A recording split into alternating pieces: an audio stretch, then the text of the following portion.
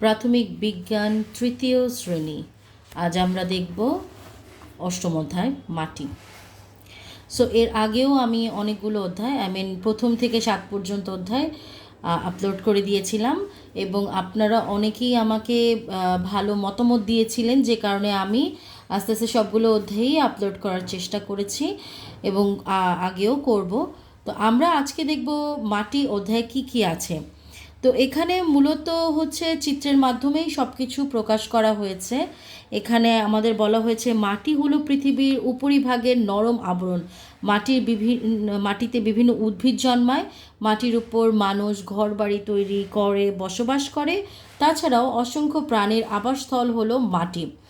তো এখানে আমরা মাটি দিয়ে একটা পর্যবেক্ষণ করব। যেমন আমাদের এখানে যা যা প্রয়োজন হবে তা হচ্ছে একটা প্লাস্টিকের পরিষ্কার বোতল, মাটি এবং পানি।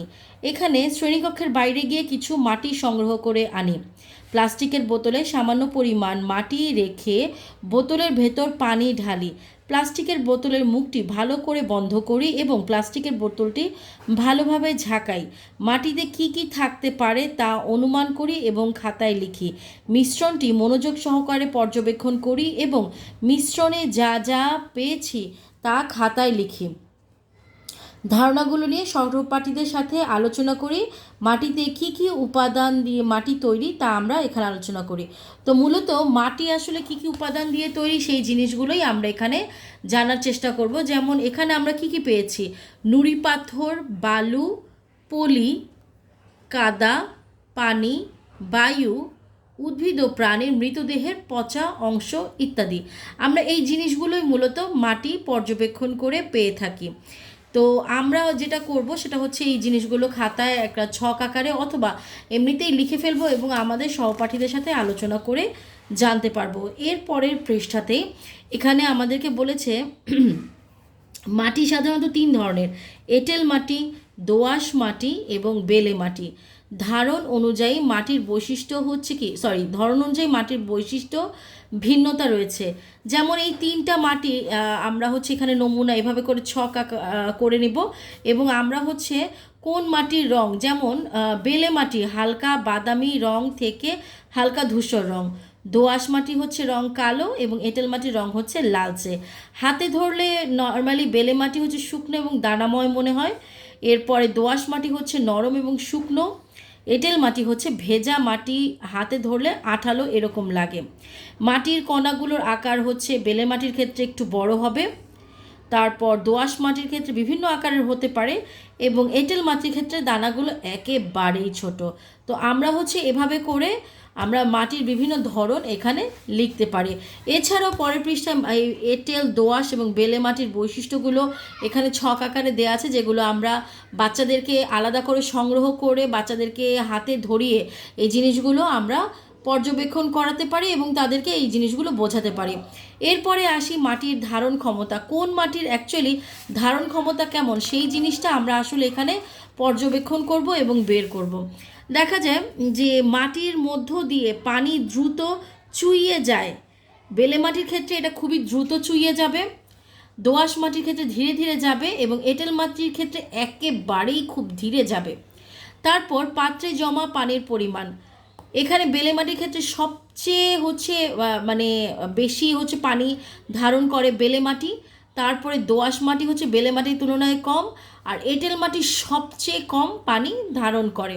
তো আমরা এভাবে কোন পানির ধারণ ক্ষমতা কেমন সেই জিনিসটা আমরা বাচ্চাদেরকে সহজেই পরীক্ষার মাধ্যমে বুঝিয়ে দিতে পারি। এখন এটা আপনারা কিভাবে করবেন? আপনারা চাইলে এখানে একটা পরীক্ষা করতে পারেন, যে পরীক্ষার মাধ্যমে আপনারা যদি এই ধরনের সুযোগ থাকে তো আপনারা এই ধরনের পরীক্ষাগুলো করতে পারেন। যেমন এখানে বলে দিয়েছে, শিক্ষকের সাহায্য নিয়ে প্লাস্টিকের 3টি পানির বোতলের ওপর অংশটি কেটে ফেলি এবং রাবারের ব্যান্ড এবং কাপড়ের টুকরা দিয়ে চিত্রটির মতো করেই 3টি ফানেল তৈরি করি। মানে এই যে বোতলের উপরের অংশটা কেটে আমরা একটা ফানেল তৈরি করব। এবার তৈরি করা ফানেলে সমপরিমাণ বিভিন্ন ধরনের মাটি নেই। নিচের ছবির মতো করে প্লাস্টিকের বোতলগুলো নিচের অংশে ফানেলগুলো রাখি।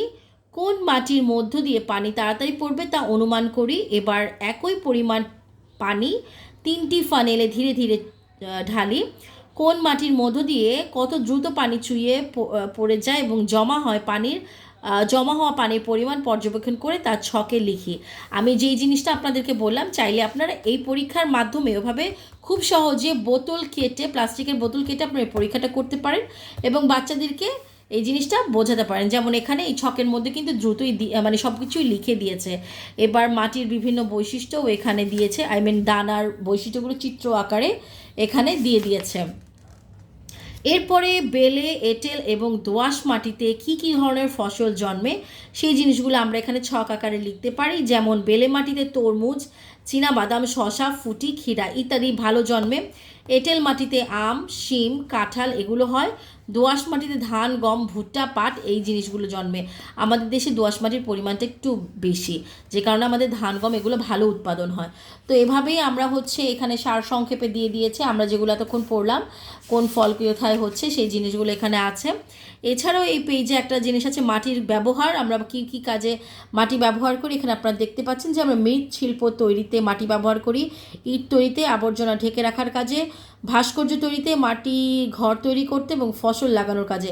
তো আমরা এইভাবে ছক আকারে বাচ্চাদেরকে, তাহলে বাচ্চারাও আসলে একটু আগ্রহ প্রকাশ করবে। তার কারণ পড়াশোনাটাকে আমরা যত বোরিং করে ফেলবো, দেখা যাবে যে পড়াশোনা কিন্তু বাচ্চারাও আসলে আগ্রহ হারিয়ে ফেলে।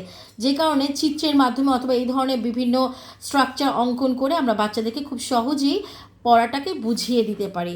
তো এভাবেই আমরা এই অধ্যায়টা শেষ করব। আসলে এখানে দেওয়া আছে কোন মাটি আমাদের কাছে গুরুত্বপূর্ণ সেই জিনিসগুলো আমরা আসলে এখানে লিখে বাচ্চাদের, যেমন বাড়ির আঙিনায় একটি চারা গাছ লাগিয়েছিলাম, যা এটা আসলে নিজের মতো করে লিখতে হবে। আমি এখানে আসলে নিজের মতো করেই লিখেছি। তো এই অধ্যায়ে আমাদের এখানেই এটা একদম লাস্ট পার্ট, সেটা চলো পারি কি না দেখি। এই অংশটা আমাদের একদমই লাস্ট পার্ট এই অধ্যায়ের। এখানে যেমন আছে উপরের ছবিতে প্লাস্টিকের বোতলের ভেতর থাকা মাটির মিশ্রণে বিভিন্ন ধরনের জিনিস আছে, যেগুলোকে আমরা ক খ গ বিভিন্নভাবে চিহ্নিত করব। যেমন ক এই যে প্রথম অংশ, এটা হিউমাস। খ পানি এবং গ নুড়ি পাথর, বালু, পানি, কাদা, এই সবগুলো নিচের অংশে। আপনারা দেখছেন যে এখানে কালারটাও একটু আলাদা আলাদা করে দিয়েছে যাতে বোঝার সুবিধা হয়। তো এভাবে করে জিনিসগুলো আলাদা করে দিয়েছে। মাটির বৈশিষ্ট্য এখানে লেখা আছে, আপনারা জাস্ট লিখে দিবেন এটা কোনটা বেলে, দোআঁশ, এঁটেল কোনটা কী মাটি। এভাবে করে আপনারা এই অংশের কাজটা বাচ্চাদেরকে দিয়ে করাতে পারেন, যে এতক্ষণ আমরা যা পড়লাম তা আসলে আমাদের কাছে কতটুকুন গুরুত্ব, বাচ্চারা কতটুকুন বুঝতে পেরেছে এবং বাচ্চারা কিভাবে সেই জিনিসটা তৈরি করবে, এই জিনিসগুলো আমরা এভাবেই বাচ্চাদেরকে দিয়ে করিয়ে আমরা জেনে নিতে পারি। তো আজকের মতো এখানেই আমি এই অধ্যায় শেষ করছি। আপনারা চাইলে এই অধ্যায় থেকে ছোট প্রশ্ন তৈরি করতে পারেন অথবা বড় প্রশ্নও তৈরি করতে পারেন আপনারা।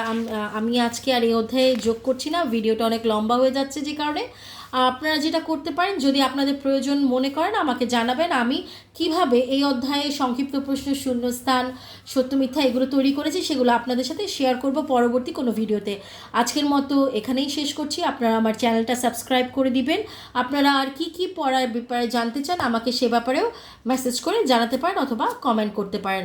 ভালো থাকবেন। আল্লাহ হাফেজ। আসসালামু আলাইকুম।